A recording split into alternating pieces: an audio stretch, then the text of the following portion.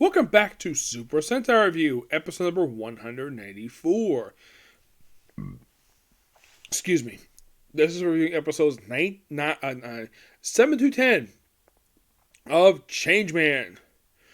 In the case of these episodes, well, before I start out basically to talk about these episodes, I gotta admit something about the series. I love the monster designs. I think they're really cool.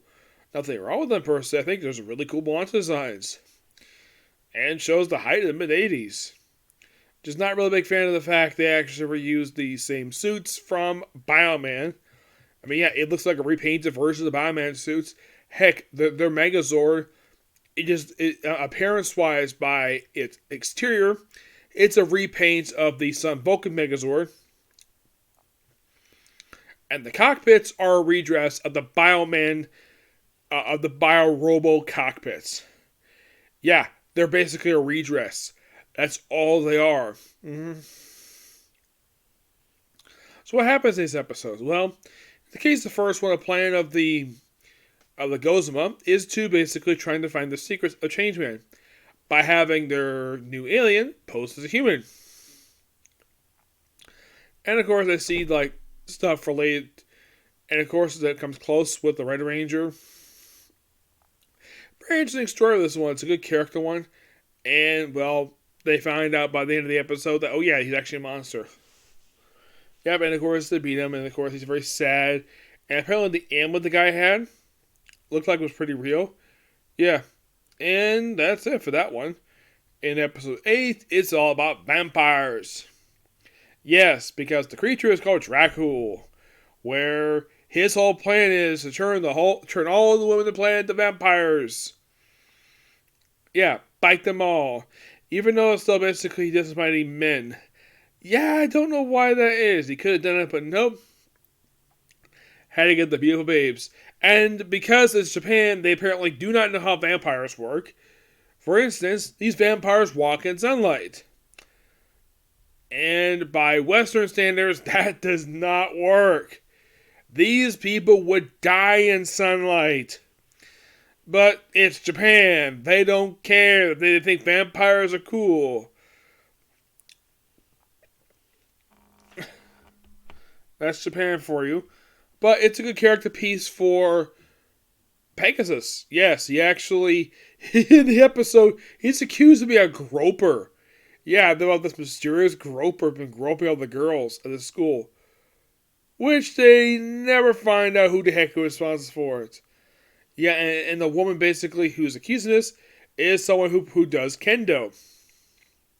Yep. As in, fight with a kendo stick, a practice sword.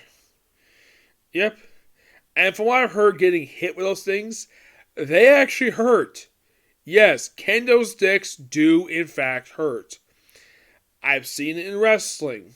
As a matter of fact, I have seen pictures of Dominic Mysterio where he got basically beaten up by these damn things. I've seen scars from being hit with a kendo stick. From what I've heard in terms of wrestling, getting hit with a kendo stick is worse than getting hit with a steel chair. Getting hit with a steel chair is still bad. I mean, the worst place to get hit with those things is the head. But the kendo stick can leave actual bruises, really bad bruises on your body from what I've seen. Yeah. The way these women, and apparently they can turn back a human, which, no, that's not how it works. Yeah, if you watch from a Western perspective, you're like, yeah, Japan does not understand vampires at all. They've never understood vampires. They apparently do not understand the fact they can't operate in sunlight. A lot of the time, anyways. The only series that actually got this right was JoJo Bizarre Adventure.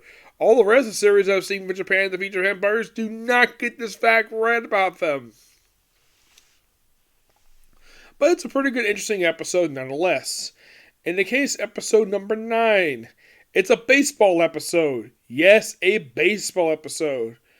And you might be thinking, is the monster a baseball monster? Not really. He is not a baseball monster. Just, it's shaped of a ball, yes. And they beat it by using this thing called the Dragon Ball. No joke, that's seriously what the thing is called. Excuse me. Apparently, it's powered by the Earth Force, which it's implied that the Griffin, yeah, the one who's the lady, I think it was the Red Ranger, the dragon. Apparently, he had it before it was discovered he had it. I thought this was kind of weird. he previously would be a baseball player. Only works in terms of this episode, and apparently the reason why that he could be a baseball player because he seriously hurt his best friend while doing the move. This is a special base move, and it's really fast. And he did promise the kid basically he was older to teach him. And of course we wait for him, and that's the episode for that one. Episode number 10, here's the plot of this one. Using dolls to control cars. Yep, control cars to cause chaos. That is literally the plan of this episode. It is kind of odd. By the way, I just shoot the dolls off and cars will stop. Yeah, it's a bit out of the blue for this one, but yeah, kind of an odd episode. Like, oh, let's basically transform cars into bad guys. Interesting idea, but you might be curious though. Have I seen a Sentai that ever used this concept, making cars evil? Yes, I have. In Car Ranger. Yep, they have. Though then they basically have them go fly. Yeah. But yeah, not much to say about these 4 episodes. I kind of enjoyed these episodes, but with these in the episode 10, I have overall for the whole series, I have exactly 45 left. In the case of how many left to go before I stop, 20 left. Yep. So that's a particular view. Next episode of Comic Corner, it's on the My Hero Academia next. Okay, next film. Bye.